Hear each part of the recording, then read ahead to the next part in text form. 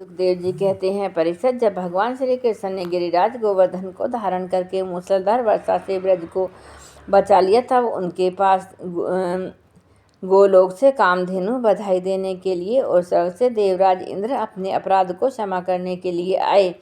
भगवान का तिरस्कार करने के कारण बहुत ही लज्जित थे, इसलिए उन्होंने एकांत स्थान में भगवान के पास जाकर अपने सूर्य के समान तेजस्वी मुकुट से उनके चरणों का स्पर्श किया। परम तेजस्वी भगवान श्री कृष्ण का प्रभाव देख सुनकर इंद्र का यह घमंड जाता रहा कि मैं ही तीनों लोकों का स्वामी हूँ। अब उन्होंने हाथ जोड़कर उनकी स्तुति की। इंद्र ने कहा, भगवान, आप स्वरूप परम शांत, ज्ञान में रजोगुण तथा तमोगुण से रहित एवं विशुद्ध अपराकृत सत्व में है। यह गुणों के प्रभाव से प्रतीत होने वाला प्रपंच केवल माया में है।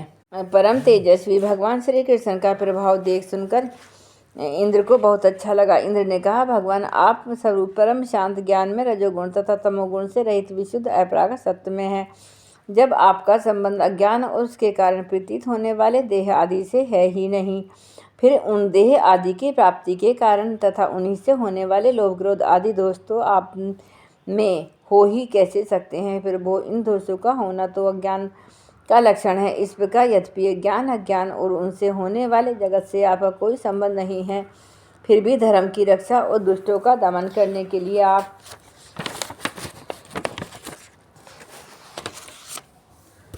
अवतार ग्रहण करते हैं और निग्रह अनुग्रह भी करते हैं। आप जगत के पिता और गुरु स्वामी हैं। आप जगत का निमंत्रण करने के लिए दंड धारण किए हुए दुस्तर काल हैं। आप अपने भक्तों की लालसा पूर्ण करने के लिए स्वच्छंदता से लीला शरीर प्रकट करते हैं, और जो लोग हमारी तरह अपने को ईश्वर मान बैठते हैं, उनका मान मर्दन करते हुए अनेकों प्रकार की लीलाएं करते हैं। फिर वो जो मेरे जैसे अज्ञानी और अपने को जगत का ईश्वर मानने वाले हैं, वे जब देखते हैं कि बड़े बड़े भय के अवसरों पर भी आप निर्भय रहते हैं, तब वे अपना घमंड छोड़ देते हैं और गर्व रहित होकर संत पुरुषों के द्वारा सेवित भक्ति मार्ग का आश्रय लेकर आपका भजन करते हैं।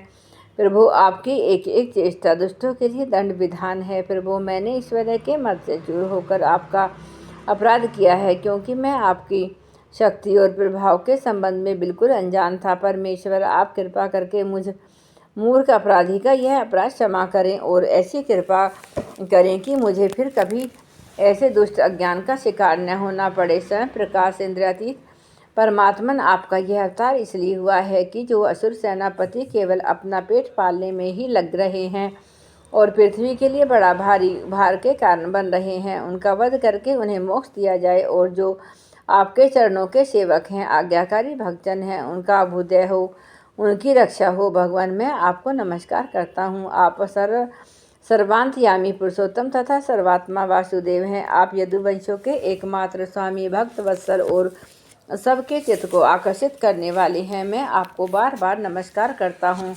आपने जीवों के समान कर्मवश होकर नहीं, स्वतंत्रता से अपने भक्तों की तथा अपनी इच्छा के अनुसार शरीर स्वीकार किया है। आपका यह शरीर भी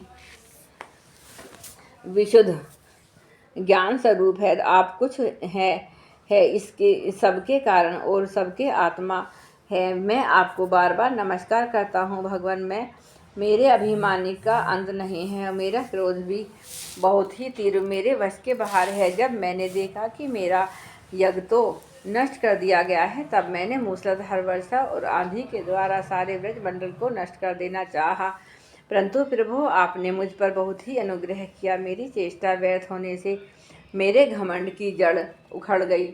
आप मेरे स्वामी हैं, गुरु हैं और मेरे आत्मा हैं। मैं आपकी शरण में हूँ। श्री सुखदेव जी कहते हैं, परीक्षित, जब देवराज इंद्र ने भगवान श्री कृष्ण की इस प्रकार स्तुति की, तब उन्होंने हंसते हुए मेघ के समान गंभीर वाणी से इंद्र को संबोधन करके कहा। श्री भगवान ने कहा, इंद्र, तुम ऐश्वर्य और धन संपत्ति के मद से पूरे मतवाले हो रहे थे, इसलिए तुम पर अनुग्रह करके ही मैंने तुम्हारा यज्ञ भंग किया है। यह इसलिए कि अब तुम मुझे नित्य निरंतर स्मरण रख सकोगे। जो इस ऐश्वर्य और धन संपत्ति के मद से अंधा हो जाता है, वह यह नहीं देखता कि मैं काल रूप परमेश्वर हाथ में दंड लेकर उसके सिर पर सवार हूँ। मैं जिस पर अनुग्रह करना चाहता हूँ, उसे ऐश्वर्य भ्रष्ट कर देता हूँ।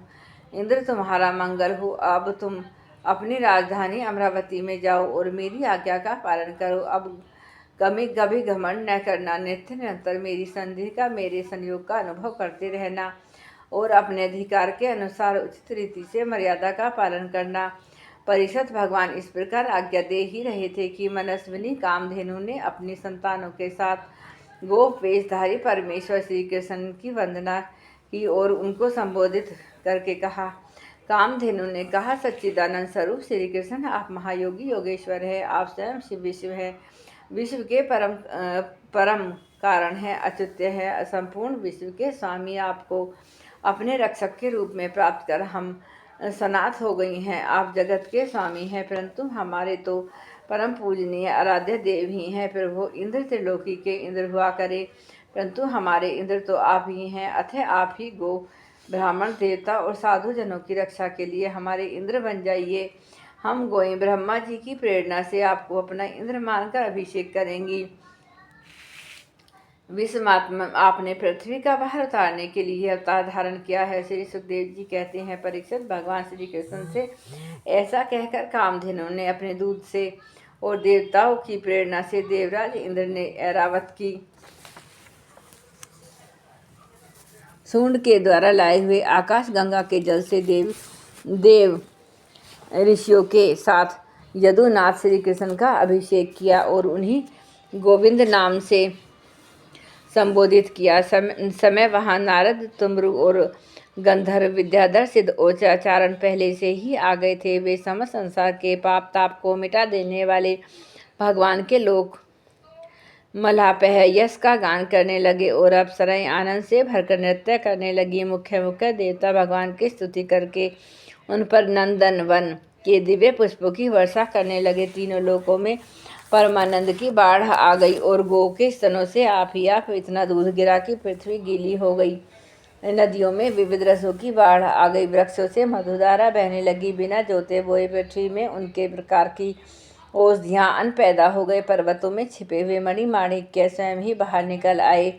परीक्षित, भगवान श्री कृष्ण अभिषेक होने पर जो जीव स्वभाव से क्रूर हैं वे ही वैरहीन हो गए, उनमें भी परस्पर मित्रता आ गई। इंद्र ने इस प्रकार गो और गोकुल के स्वामी गोविंद का अभिषेक किया और उनसे अनुमति प्राप्त होने पर देवता, गंधर्व आदि के साथ स्वर्ग की यात्रा की। जय गुरुदेव, जय गायत्री माता।